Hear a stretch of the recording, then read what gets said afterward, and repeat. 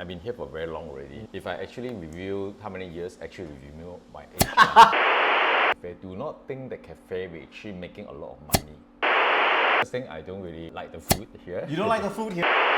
Hi boys and girls, Auntie Uncle, welcome back to my channel. My name is CK and my channel is Psychology. And today's interview is my friend Bill Ho. Bill Ho is really an Instagram chef, hundreds and thousands of followers. And he is from Ipoh and he has made his mark here in the Singapore culinary scene. Today I'm gonna interview him and he's gonna share with me his struggle as a cafe owner here in Singapore. He now has a new cafe called MOD or Mod Cafe. He's gonna share all his experience as a Ipoh boy here in Singapore. So boys and girls, this is my friend Bill. Hi Bill. Hello, hello. I know Bill for a very long time. Bill, you're from Ipoh? I'm from Ipoh, yes. I came to Singapore in year 2000. How did you first came to Singapore? I come to Singapore is actually just looking for like a job opportunity. In time, there's only opportunities open was actually in working in the hotel. My first job, I was actually working in the hotel. After a while, I was kind of interested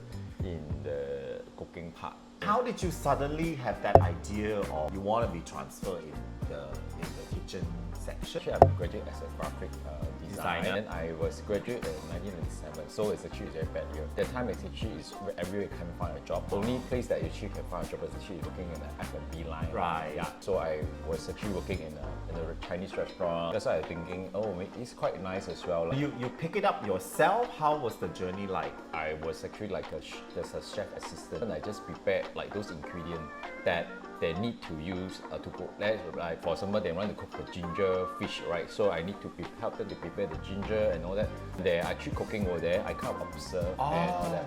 So as an apprentice, you observe how the master was doing it. Yeah. And should I say you didn't have a proper formal education on the culinary? No.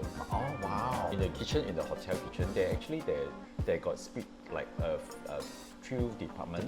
It's like hot side, cold side, or dessert side. I actually directly go into the hot side, which is actually like fried egg, breakfast, steak, chicken, things like that lah. Those and anything that you need to work on like heat, pan fry, oven, all this hot side. What was the toughest thing for you in looking back now? Working hour is very long. Working hours and very long. it's actually especially if you're working in the F&B, basically you doesn't really have much life for yourself. Weekend everyone go to hang out, or Christmas or while go with celebrate. Then you will have to working in the kitchen. Right. Yeah. Always actually got a bit of like a confliction and the serving side. Like the customer order a dish from you, and then the waiter will serve it, right?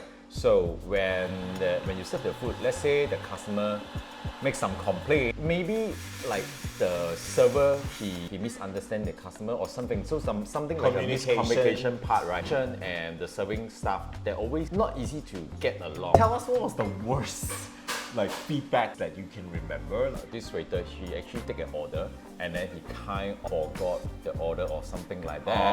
So, and then the customer was waiting for so very long, and he will just blame it onto the kitchen. And another spectrum is, did you remember any of the guests really compliment on the food and came to the kitchen? Yes, there is actually. In fact, one time what makes me like about the cooking part is actually before I came to Singapore, when I was working in the Chinese restaurant, happened that the day the chef is actually not around, and then there was this customer, this Western customer, he really liked the sweet and sour pork. My boss asked me to try out. After he finished the food, he was actually really want to go inside the kitchen and thank me. Yeah, that's the thing is that, I don't know that actually cooking for someone can make people happy. I felt that this is actually some satisfaction when you do it cooking, and then you can make your dish make people happy. I think it's good. Many years ago, I came to Singapore, Yeah. and I purposely went to your restaurant. And that's how I knew you. All along I was thinking to want to open my own restaurant. It happened that I have the opportunity, a Korean friend, they're actually interested to open a restaurant. Then they found the location, which is actually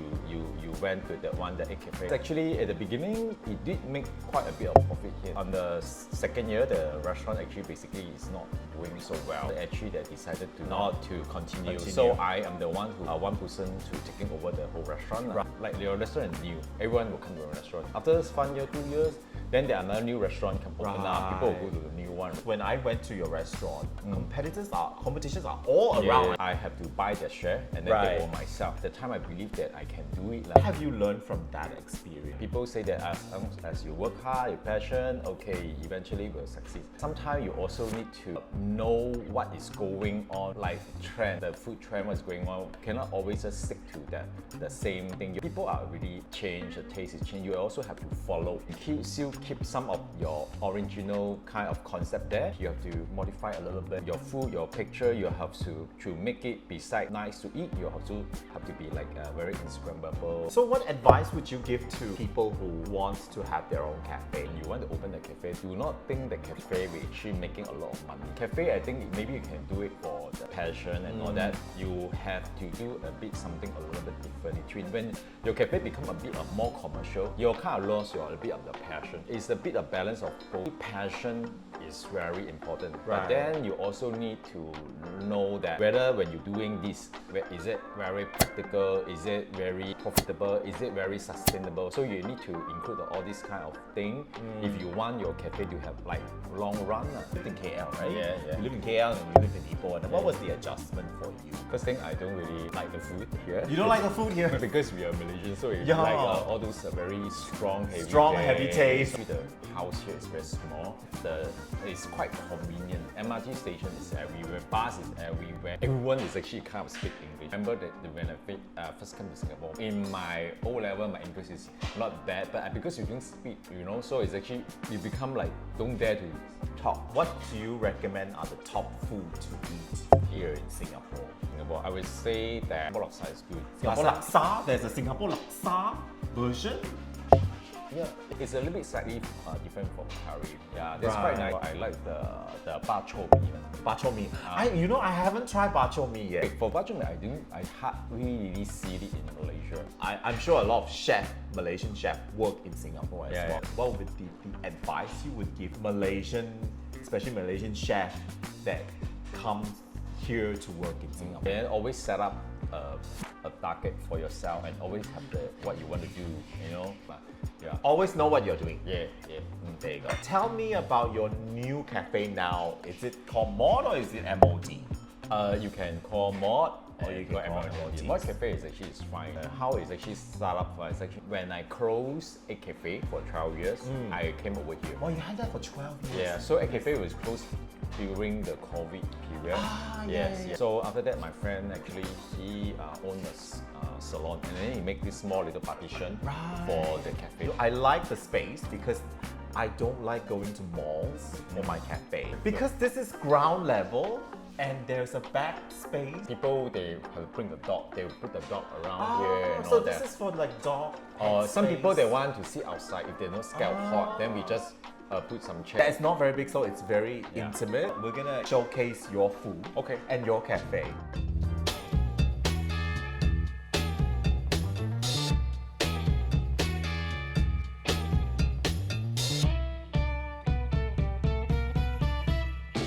Banana waffle Wow. with the pistachio ice cream.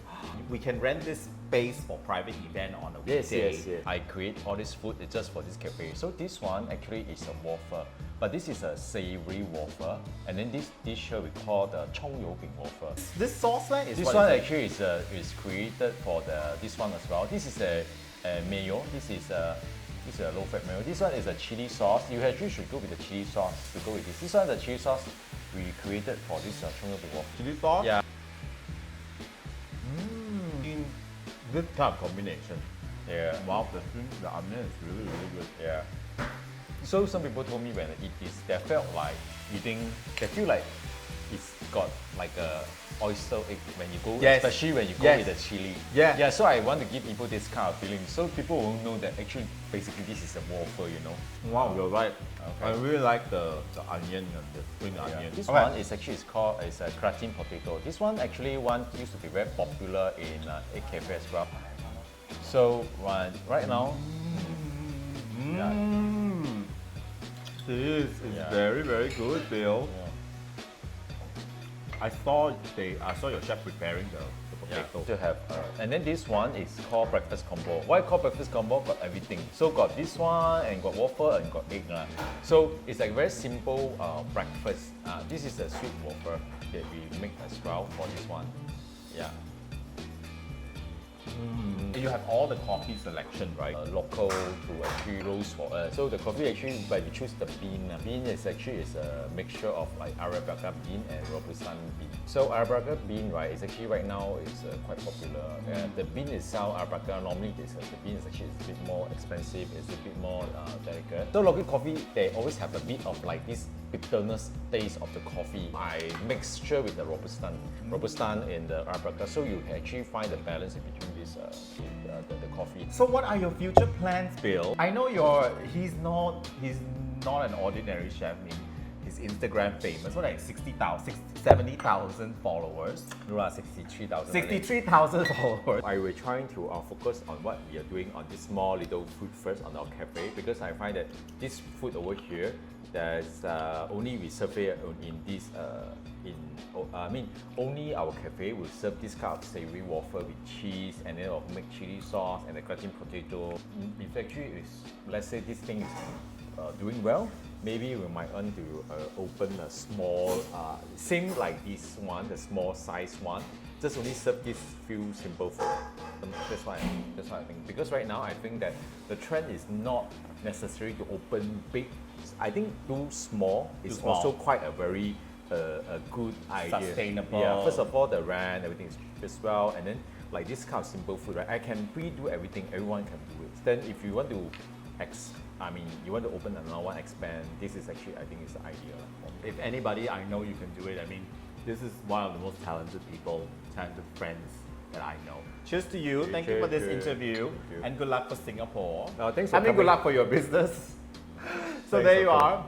That's gonna wrap up my interview, and please support my channel by going to Buy Me a Coffee at buymeacoffee.com, and you can watch more interviews here on how to survive in Singapore. Thank you. Thanks for coming, CK. Bye-bye.